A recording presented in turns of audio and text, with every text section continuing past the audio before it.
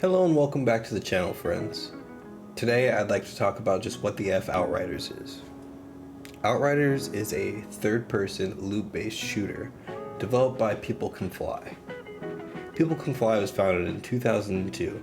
They created their first title in 2004 in Painkiller. They were acquired by Epic Games in 2007, and they released Bulletstorm in 2011 under them. They became Epic Games Poland in 2013 and released Gears of War Judgment in the same year. In 2015, People Can Fly became an independent studio again and was no longer under the Epic Games umbrella. After People Can Fly became independent again, they began work on Outriders, which was in 2016. Now, I think that's enough about the company that makes the game. Let's talk about the setting in which the game takes place. At some point in time, it seems that we as humanity fucked up Earth and we needed to find a new planet. We do this somehow, doesn't really get into any kind of details on how, and it's a planet called Enoch. So we send a population, I think it was mentioned somewhere in the game, around 100,000 people, or at least 100,000 people, go get sent to this planet on a ship. Their journey is about 80 years.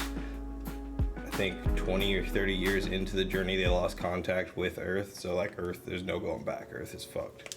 80 years into their journey, they make it to the point where some of them can wake up and they can go to this planet and make sure that it's inhabitable for everyone else. So your character, which is a creatable, customizable character, and a small team of what's called Outriders, which is like their version of like Spartans or whatever, you know, super powerful, elite military units or whatever. You're a part of that squad. You get sent down with this leading scientist, and he's basically in charge of being like giving the green light, being like, hey, this planet's good to go, or we need to, you know, set shit up further. We get to the planet and everything seems okay until we get into this valley. Once we get into the valley, it's found out that there's some sort of anomaly that either outright kills you or turns you into a superpowered being. There's not really any kind of in-between there. In the game, they call the people who are changed Altered. Now, after we found out that the valley wasn't safe, our squad goes back and talks to the scientists in charge of the project.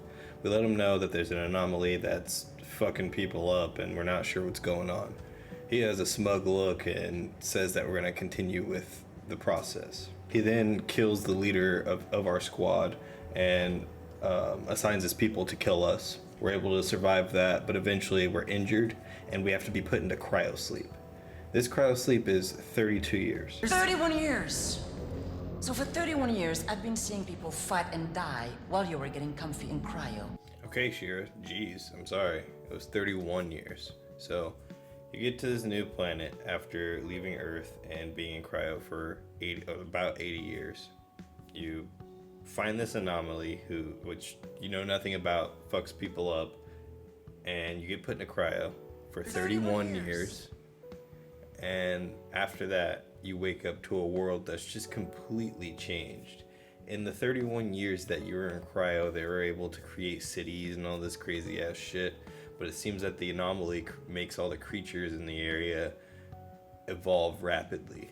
So not only do they have to deal with crazy behemoth creatures, they have to deal with Altered from the opposing faction, which makes things very difficult.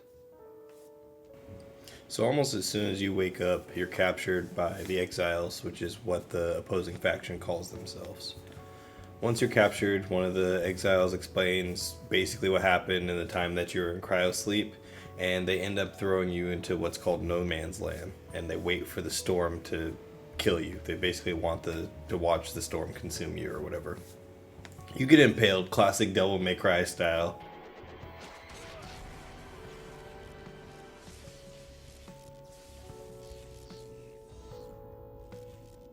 And once the storm reaches you, it awakens your altered powers. That's when you choose which class to pick, and that brings us to classes, abilities, and mods. In order to easily explain the 4 classes, I'm going to show off some gameplay from each one, fighting the exact same boss. So in this mission, we're doing a bounty, and we have to collect a bounty on a specific character. We have to fight through a bunch of his enemies, and I'm just going to show you how I built each class differently up until this point. I think I want to start with the class that I've put the most time into and I probably consider my main, which would be the Devastator. And I like this class because it can take a lot of damage and it has a lot of opportunities for healing. This allows you to get into battle, take the aggro away from your teammates if you are playing in a multiplayer match, and also get out while being able to keep your health topped off. So at this point I was using Gravity Leap to get into battle, which is like a teleporting, smashing ability. This has a mod that allowed me to heal when I do damage up to 30% of the damage that I take. So once I get in there and I'm doing damage, if I realize that I'm being overwhelmed, I'll use Tremor to create small explosions and health steal from enemies that are nearby. This allows me to navigate around them and also heal while I'm being attacked. And I would use Earthquake frequently throughout the battle in order to ensure that my enemy's health stay low and to keep them at bay. I really like this strategy because it felt like my character was powerful and that I was doing a lot of damage. But even though it was fun, this strategy kind of broke down once I got the boss one-on-one because I wasn't able to use the advantage of multiple enemies around me to drain their health. So I really had to rely on Gravity Leap and keep myself away from him until I had those cooldowns to be able to heal myself and be able to keep going in the fight. I built my Technomancer pretty much opposite to the way I built my Devastator. This class was built with long range in mind. So for the abilities, I went with Cryo Turret, which basically is a small turret you can deploy that automatically attacks enemies and freezes them at certain intervals. I also used Pain Launcher, which is a silo of missiles that interrupts enemies and deals damage. I would rotate between these two abilities, and in between I would use Tool of Destruction, which if you tap the button that you have it attached to, it'll give you a rocket launcher, but if you hold it down, it'll give you a minigun. This is really fun because you would go from playing like a long-range sniper type class to being able to get in there with a really powerful minigun and actually like devastate the enemies. This worked really well against this boss too, because I was able to kind of keep him inside that small room that he spawns in with the interrupts from the Pain Launcher and freeze him over and over with a Cryo Turret while also dealing a lot of damage with my rocket launcher. I had several mods that improved the abilities that I had attached. So one of them would increase the damage of my turret, one of them would give me more ammo for my Tool of Destruction, things like that. Next up is the Pyromancer. My main strategy with this class was using the Thermal Bomb, which is an ability that takes a single enemy and makes it so that they are caught on fire. If they die within a certain amount of time, they explode, which damages nearby enemies. I also had a mod for Thermal Bomb that made it so that enemies in a certain radius are affected by ash, which is basically a status effect that freezes them in place with fire stuff. After I'd use that, I'd go into Overheat, which is a damage wave that interrupts and lights affected enemies on fire. If they're already on fire, then a small explosion happens on them, so stacking those two abilities worked really well to getting enemies' health down so I can just finish them off with my gun. Then I'd use a Heat Wave throughout that whole process to summon a wave of fire that deals damage and lights enemies on fire. I really like this because the damage over time was really nice, and I felt like I was able to affect a large group of enemies while moving around quite a bit. The Pyromancer didn't appear to have any kind of movement or teleporting ability at this point in the game, so this was, along with the Technomancer, one of the more limited classes when it comes to mobility. I think it worked pretty well on the boss. I didn't have as much of a challenge as I did with the Devastator because I was able to keep that damage over time going and mix up with the explosions that can happen by mixing the abilities. Last but not least is the Trickster. I tried to make this class as mobile as possible by utilizing multiple different teleportation abilities. So for example, I'd use Borrowed Time, which is a teleport which you drop a location, you're able to fight for an allotted amount of time before the teleport location will disappear, and if you press the button again, you'll relocate back to the place that you set originally. This, along with Hunt the Prey, allowed me to get around the map very quickly. Hunt the Prey makes you teleport behind an enemy and receive a shield, It also applied slow because of a mod that I had. So anytime I teleport behind someone, they'd be very slow for a short period of time, which will allow me to finish them off with a shotgun or any other close range weapon. I also had slow trap, which creates a bubble radius around me that slows down enemies and projectiles for about 10 seconds. So this allowed me to kind of take a break, heal a little bit, dodge some bullets, reload, and get back into the action if I didn't need to teleport back to my safe location that I created earlier. I think this strategy worked decently against the boss. The only issue that I had is it took a really long time because I was mainly relying on my weapons and none of my abilities did extra damage to him. So maybe if you're trying to kill him a lot faster, maybe equip one of the more damage dealing abilities. But I was able to take him down. It just took a lot of patience, teleporting back, healing, and that kind of strategy. Hopefully those 4 examples will give you a good idea of how the different classes work. And even this was not all of the different possibilities. There's other abilities in the game. There's 3 different tiers of mods, and each tier affects different things of your class. So some of them will directly change how your class works. Others of them will completely change like your dodge into a teleport, and some will change like your damage type to a specific kind.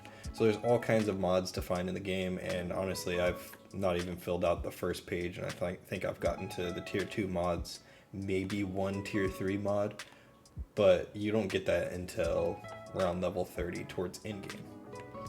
Now that you've got a good understanding of how the gameplay works and what you do in the game, let's talk about the monetization. How is the game monetized? Well, I'll let the developers speak for themselves. In this interview, they were asked that very question. We are going with the standard old school way. We are selling the finished product. I don't understand. Can we take that again? How does that work? So we make it, and then we offer it to you, and you buy the whole package and enjoy it. So with that being said, there's no plans for DLC so far, at least nothing has been announced. Every article that I've found at the time of this recording has just been speculation based off of the inspiration of Outriders. So for example, the developers stated in an interview that they're heavily influenced by Diablo, and people are speculating that it'll have a similar DLC structure to Diablo. But there's nothing concrete to go off of, so I'm not going to say what their plans on because I have no idea. Personally, I think they could follow a more traditional expansion or DLC structure where they can introduce new areas and you pay like 10 or 15 bucks for an expansion or something like that, since there's no microtransactions or other monetization outside of your initial purchase of the game. You can buy Outriders on PS4, PS5, Xbox One, the Xbox Series, which it's also free on Game Pass, and you can also buy it on PC. I think that it's a really fun game, definitely a blast when you're playing with multiple people. It has had some issues at launch when it comes to matchmaking. Some people have had their inventories wiped, and they just recently put out a fix for a lot of those accounts. I think that once they get all that stuff under control, if they do some kind of DLC, it would be really nice for them to explore different regions of the planet and do a little bit of lore when it comes to what happens when you're asleep. Mind you, I haven't fully finished the game, probably around halfway there. My highest character is level 24 right now, I believe. So we'll see if there's more detail on that later in the game. I think the combat was pretty good. Firing weapons felt great. The reaction from the enemies I thought was pretty nice. I remember when they first showed a gameplay trailer, I was pretty disappointed with how the enemies reacted to your gunshots. But now that the game has actually come out, they do react really well. You can shoot people in legs and they'll like kind of crouch down, blow people up with shotguns, headshots, will react how you want them to. The story itself I think is pretty interesting. Not to spoil anything, they make some characters pretty redundant that you think that are going to be like really important, and I like that subversion of your expectations.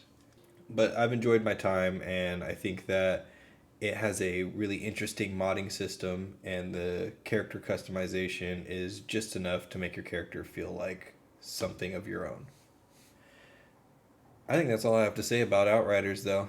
Hopefully, now that you've watched this video, you know just a little bit more about what the Outriders is. And till next time.